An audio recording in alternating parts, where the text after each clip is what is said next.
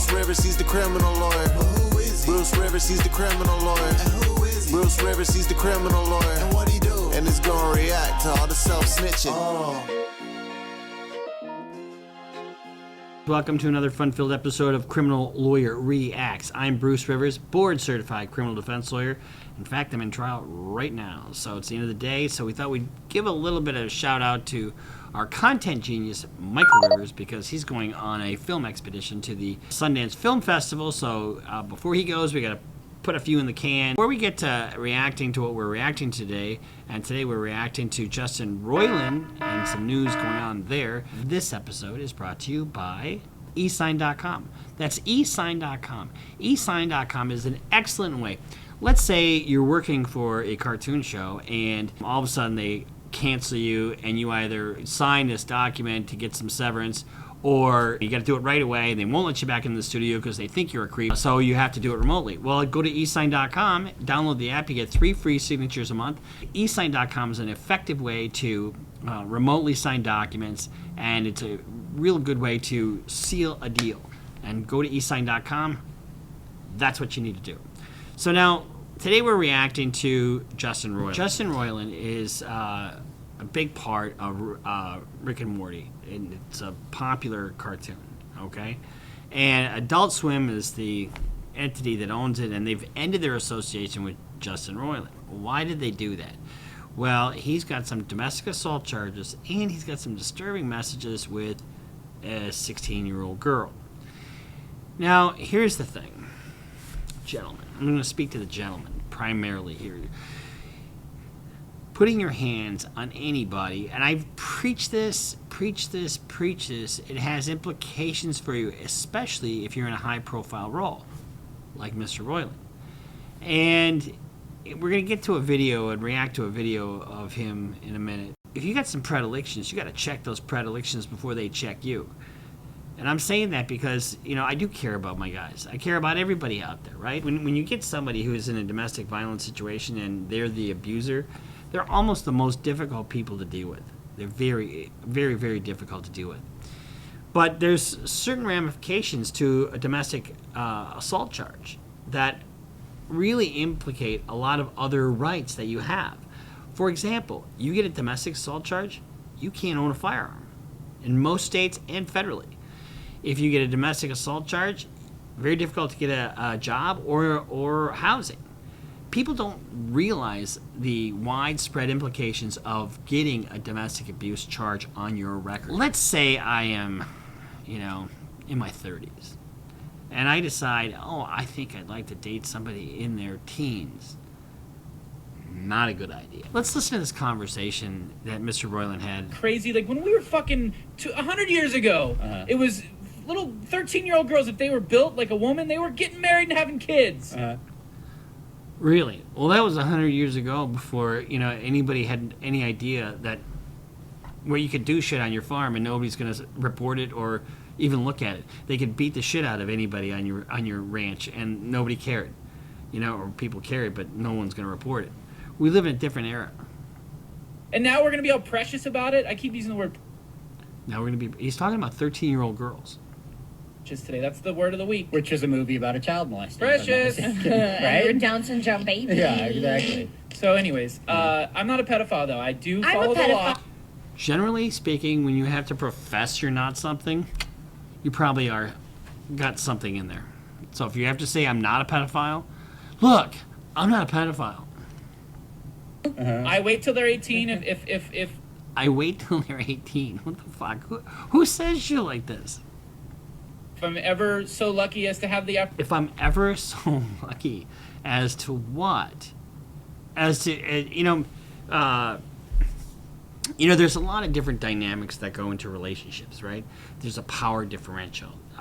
When you have, like Monica Lewinsky and Bill Clinton, for example. She's 21 years old, she's an intern, and he's the President of the United States. And there is that tendency to... You just have a vast power differential where you could abuse somebody and abuse your position of trust. And that's really what it is a position of trust. If I'm ever so lucky as to, That is one of the creepiest things I've heard in a long time. It's like, I want them just barely legal. You know, here's the thing. You can only screw so much. You eventually have to talk to the woman, right? And hopefully you're not just in this just because there's got to be more to it. There just has to be more to it.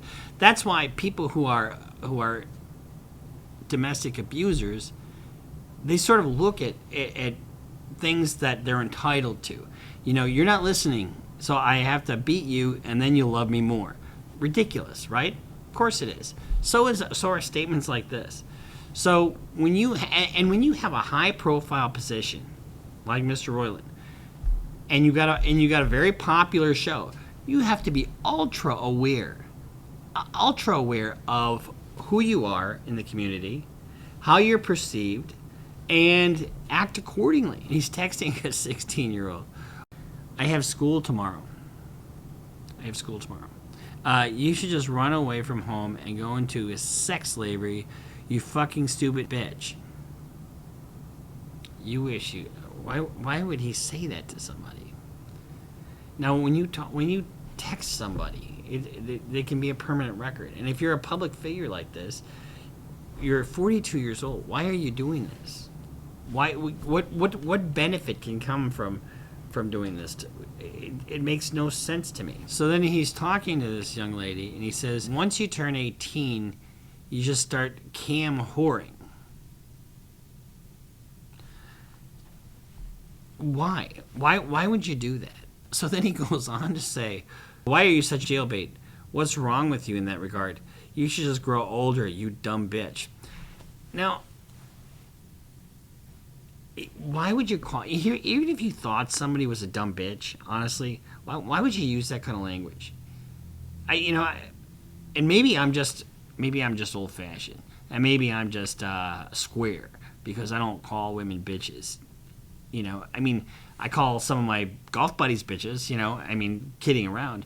But women don't need that. Is it cool being jailbait? Does the FBI follow you around arresting all the men you sleep with? What the fuck? This is a really screwed up conversation. Maybe I will. I want to meet you in real life, jailbait, so I can't help not be a homo. I'm Atlanta drunk. That's a problem. That's a big problem. And so the minute you see, you know, they tell you the age and you continue the conversation, you're breaking the law. Period. You're soliciting a minor. So when you have this high profile position, you can't be drunk and careless. And that's what that was. My point number one is keep your fucking hands off a woman. There is absolutely no reason to hit a woman. Period. There's other... walk away.